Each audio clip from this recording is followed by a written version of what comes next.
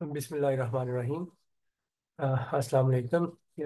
जी dear students, आज जो है वो हम पार्शली ऑर्डर जो पार्शली ऑर्डर रिलेशन जो है उसके बारे में पढ़ेंगे। आपने अक्सर देखा होगा कि हम सेट में एलिमेंट्स को जब हम राइट करते हैं रिलेशन को, तो ऑर्डरिंग जो है उसमें इम्पोर्टेंट होती है। तो सम टाइम जैसे आप डिक्शनरी में देखते हैं कोई वर्ड्स होते हैं, तो उसमें फॉर एग्जांपल अगर आप कोई नाम लिख रहे हैं तो उसमें एक वर्ड जो है वो दूसरे वर्ड से पहले आएगा। तो जैसे ये पार्शल है तो पी जो है come first before, come before A, इसी तरह ए कम बिफोर आर। ठीक, तो ये एक ऑर्डर में लिखे हुए हैं। तो सम टाइम जो रिलेशन है वो यूज होते हैं किसी सेट को relation to order some or all of the elements of the set। तो किसी सेट का कुछ एलिमेंट, जो सारे एलिमेंट्स को एक ऑर्डर में लिखने के लिए हम रिलेशंस को यूज करते हैं। तो पार्शली ऑर्डर्ड सेट जो है इसी वजह से हम डिफाइन करते हैं। तो इसमें एलिमेंट्स जो है उनकी ऑर्डरिंग जो है फिर वो हम करते हैं। तो सपोज कि ये हमारे पास ये एक रिलेशन है R, let R be a relation on a set, say S. R is said to be partially ordered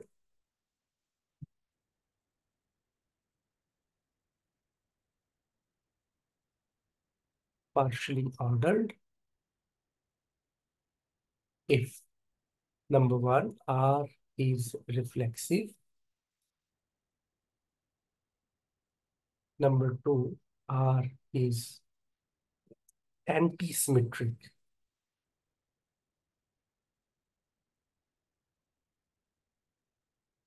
and R is transitive। तो आपको अगर रिकॉल करें तो हमने इक्विवेलेंस रिलेशन भी पढ़ा था। तो उसमें क्या था कि वो रिलेशन जो है वो भी रिफ्लेक्सिव होता है और सिमेट्रिक होता है और ट्रांजिटिव होता है। तो यहाँ पर ये जो रिलेशन है पार्शली ऑर्डर रिलेशन, ये रिफ्लेक्सिव है, एंटी सिमेट्रिक है और ये ट्रांजिटिव होता है। और किस लिए हम ये डिफाइन करते हैं? तो partially order relation is use to order some और all the element of the set. तो किसी सेट के एलिमेंट्स को में अगर हमको उन्हें एक ऑर्डर में लिखने हैं, ऑर्डरिंग अगर उसमें इंपॉर्टेंट है, तो उसके लिए पार्शली ऑर्डर्ड रिलेशन डिफाइन करते हैं। एस जो होता है इसे हम कहते हैं पार्शली ऑर्डर्ड सेट। जिस सेट के ऊपर ये डिफाइन करते हैं इसे पार्शली ऑर्डर्ड सेट कहते हैं, और आसानी के लिए इसे हम ओ सेट से रिप्रेजेंट करते हैं। तो P stand for partially, O stand for order. तो पार्शली ऑर्डर्ड सेट, तो जिस सेट के ऊपर ये डिफाइन होता है, तो set together with this relation R is a set. ठीक है, तो किसी भी सेट के ऊपर आप ये पार्शली ऑर्डर सेट जो है वो डिफाइन कर सकते हैं। For example, show that this relation greater than equal to if a partially ordered relation on set of integer।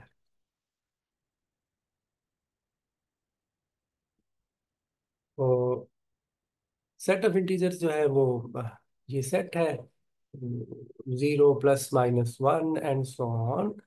और ये जो रिलेशन हमने डिफाइन किया हुआ है वो ग्रेटर देन इक्वल, मतलब दो एलिमेंट्स को कंपेयर, जब आप दो एलिमेंट्स जो है उसको इस रिलेशन से हम कर रहे हैं, तो पहली कंडीशन जो है वो हमने ये देखनी है कि क्या ये रिफ्लेक्सिव है। तो कोई भी अगर एलिमेंट ले, आप कोई भी इंटीजर ले, तो A is equal to, greater than equal to भी है, तो इट मीन के ये ए, तो ए इज इक्वल टू है।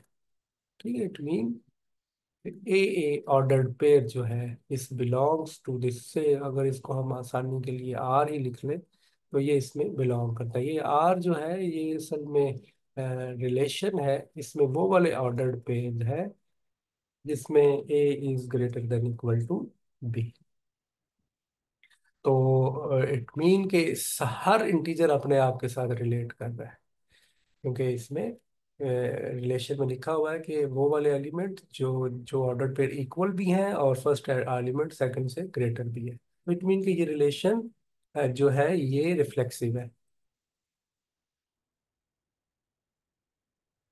अब दूसरा है एंटीसिमेट्रिक। तो उसके लिए हम लेट के अगर से कि ए बी बिलोंग करता है आर को, तो दिस इंप्लाइज कि A is greater than equal to D, और बी ए भी आर को बिलोंग करे, तो this implies B is greater than equal to A. तो इन दोनों इक्वेशन से हम ये लिख सकते हैं कि A is equal to B. तो यही प्रूव करना होता है हमने एंटीसिमेट्रिक में। तो आर इज एंटीसिमेट्रिक। तो एंटीसिमेट्रिक में क्या होता है कि जब भी हमारे पास ऑर्डर पेयर ए बी और बी ए आर में है, तो उस केस में A must be equal to B. Third property इसकी है ट्रांजिटिव प्रॉपर्टी।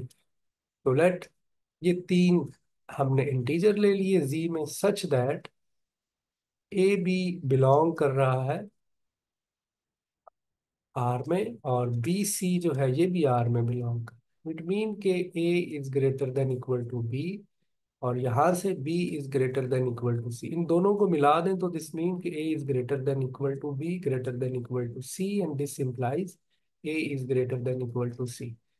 तो इसका मतलब कि ये जो एलिमेंट ऑर्डर्ड पेयर है ये इस रिलेशन में मौजूद है। तो दिस इंप्लाइज कि r जो है this is partially ordered relation,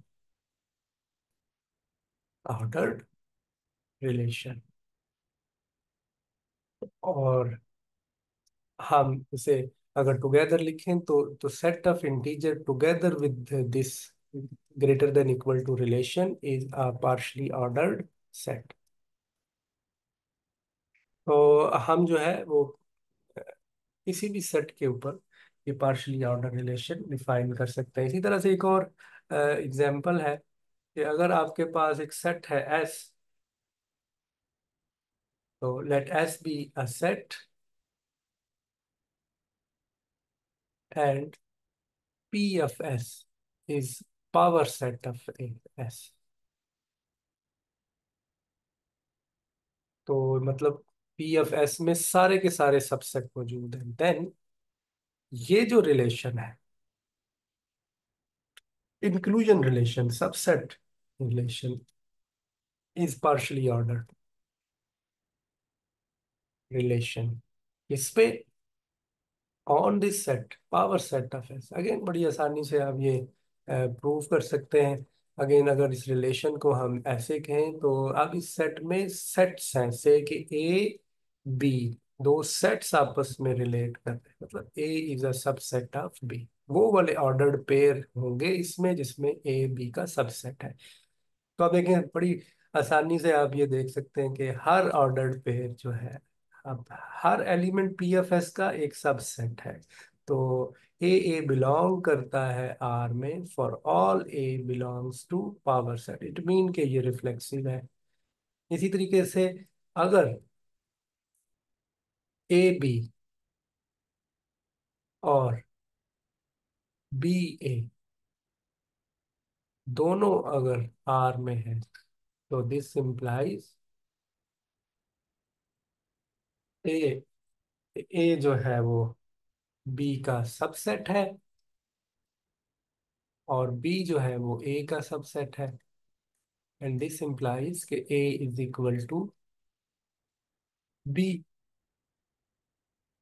तो इसका मतलब कि ये रिलेशन एंटीसिमेट्रिक है। सिमिलरली ये ट्रांजिटिव भी है। अगर हमारे पास तीन सेट्स हों ए बी और बी सी जो है, अगर वो आर में मौजूद हैं, तो this implies A is a subset of B and B is a subset of C. तो this implies A is a subset of C. तो इट मीन कि ए सी जो है this also belong to this relation. तो R जो है वो transitive भी हो जाएगा। तो इट मीन के ये जो रिलेशन हमने डिफाइन किया था, ये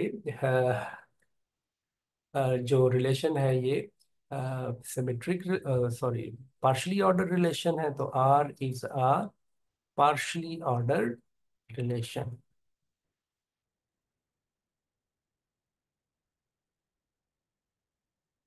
तो किसी भी सेट में और किसी भी रिलेशन को अगर आपने ये देखना है कि वो पार्शली ऑर्डर रिलेशन है, तो ये तीन प्रॉपर्टीज हमने देखनी होती है।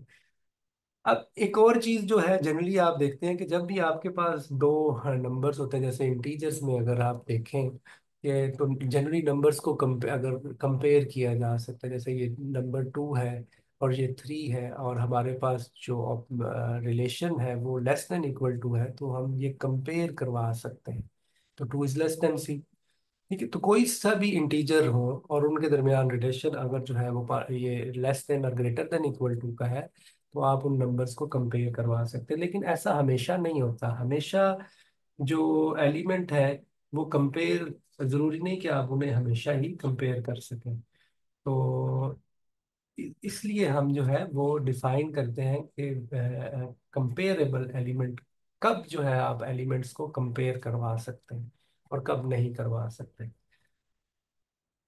जैसे आप देखें कि अगर है, अगर आपके पास ये सेट है, अगर ए 1 2 3, अगर मैं इसके जो दो सबसेट्स लूँ, एक सबसेट 1 2 ले लूँ और दूसरा सेट सेट जो है वो 1 3 ले लूँ। अभी हमने ये डिफाइन किया है कि ये पावर सेट ऑफ ए है, और हमने ये कहा है कि ये जो होता है ये पार्शियली ऑर्डर रिलेशन होता है पावर सेट ऑफ ए में। लेकिन आप देखें कि आप इनको कंपेयर नहीं करवा सकते।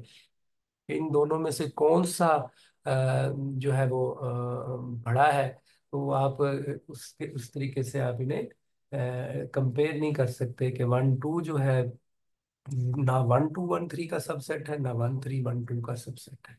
तो ये इनकम्पेरेबल है। तो सम टाइम एलिमेंट्स कंपेरेबल होते हैं और सम टाइम अनकम्पेरेबल होते हैं। ये जो हमारे पास इट मीन कि ये जो अगर हम सेट ऑफ इंटीजर लें और हमारे पास जो रिलेशन है वो अगर लेस देन या ग्रेटर देन का हो, तो उस केस में हर एक एलिमेंट जो है उसको आप कंपेयर करवा सकते हैं। ठीक है, any two integers can be compare, या वो लेस होगा एक नंबर दूसरे से, या फिर ग्रेटर होगा। तो इसी तरह से, लेकिन यहाँ पर ऐसा नहीं है। तो पार्शली ऑर्डर्ड सेट में आप ये नहीं कह सकते। तो यहाँ पे देखिए, ये पार्शली ऑर्डर्ड सेट जो है, ये जो पी ऑफ ए है, ये हमारे पास पावर सेट ऑफ ए है। ये इसके ऊपर रिलेशन था, हमने ये भी प्रूव किया, ये पार्शली ऑर्डर्ड रिलेशन है। लेकिन इसके जो दो एलिमेंट है, एलिमेंट क्या होंगे, सबसेट्स होंगे, इनको आप कंपेयर नहीं करवा सकते। ना ये इसका सबसेट है, ना ये इसका सबसेट है। तो इट मीन के दोनों ही पॉसिबिलिटीज है हमारे पास कि आप किसी सेट के एलिमेंट्स को कंपेयर भी करवा सकते हैं और नहीं भी। तो हम फिर ये डेफिनेशन जो है वो करते हैं कि टू एलिमेंट्स जो है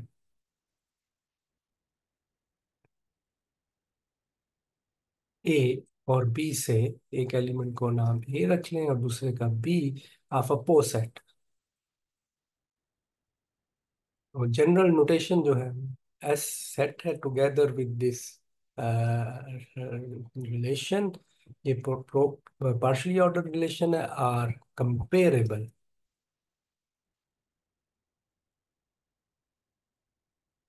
if either A is comparable to B or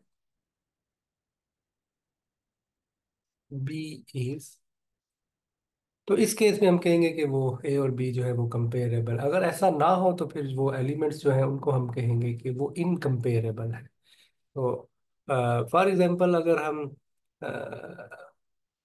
ये ले, सपोज कि ये v जो है, हम ये प्रूव कर सकते हैं कि ये जो रिलेशन है ये पार्शली ऑर्डर्ड सेट है।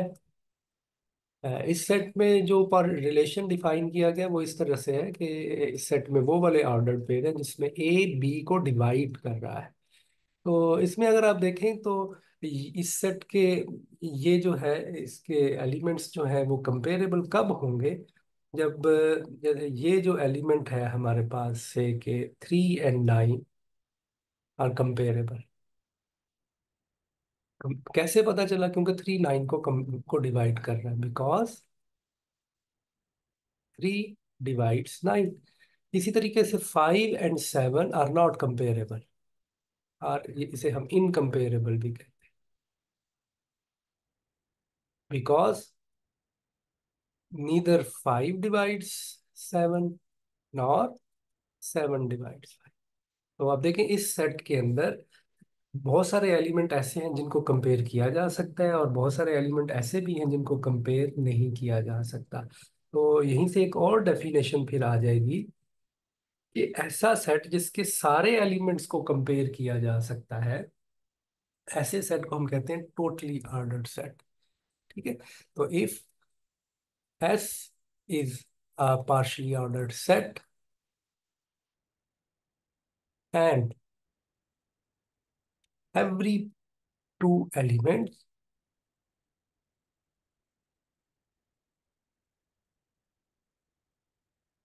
of S are comparable,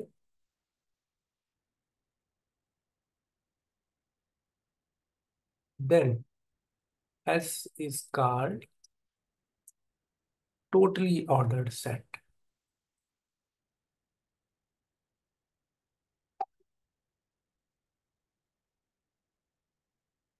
तो ऐसे सेट को हम कहते हैं कि वो टोटली ऑर्डर्ड सेट है। फॉर एग्जांपल यही जो सेट है, सेट ऑफ इंटीजर, इसके ऊपर अगर हम ये अगर सेट ऑफ इंटीजर पे ये लेस देन या ग्रेटर देन का जो रिलेशन जो है वो अगर हम डिफाइन करें, तो this is a totally ordered set. Okay. ये पार्शली ऑर्डर्ड सेट भी है, और हर दो एलिमेंट को आप कंपेयर करवा सकते हैं। और इसी तरह से लेकिन अगर हम ये पार्शली ऑर्डर रिलेशन जो है ये ले, तो this is not totally order set, because इसमें ऐसे एलिमेंट भी हैं जो कि जिनको कंपेयर किया जा सकता है, और ऐसे भी एलिमेंट हैं जिनको आप कंपेयर नहीं कर सकते। तो ये डेफिनेशन है पार्शली ऑर्डर सेट और टोटली ऑर्डर सेट। मैंने इसके कॉरिस्पॉन्डिंग जो है वो आपको पास एक्सरसाइजेज है, वो आप कीजिएगा। तो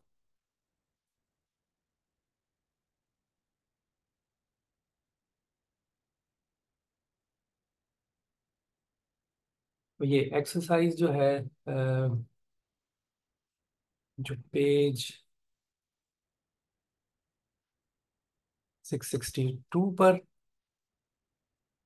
वो क्वेश्चन नंबर 1,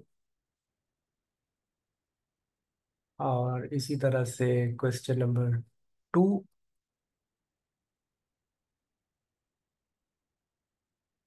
क्वेश्चन नंबर 3, 4, 5, 6। तो ये 1 से लेके 6 तक जो क्वेश्चन है ये आप कीजिएगा। अगेन कोई प्रॉब्लम हो तो आप फिर बताइएगा।